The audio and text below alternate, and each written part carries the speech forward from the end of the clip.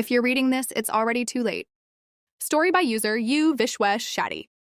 Part 1. If you're reading this, it's already too late. I know you'll judge me.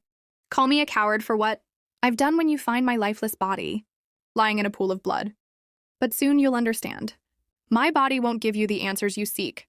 This letter will. It started a month ago, the night I first found her. She was powerless then.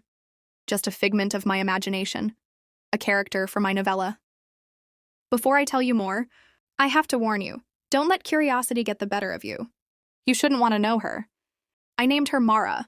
I wanted to create a tale of triumph rising from tragedy. And so I began with tragedy.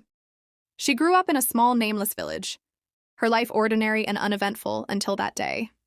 When she was just 8 years old, she came home from school to find the front door ajar. Her parents had fought before, but this time the silence inside was suffocating. She stepped in and saw her mother lying on the floor, unmoving, a dark crimson pool spreading around her. Her father stood frozen, a bloodied vase still clutched in his hand.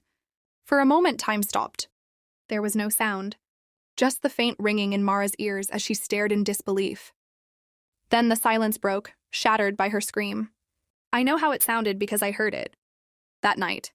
It was piercing, raw, and filled with so much pain it made my chest tighten.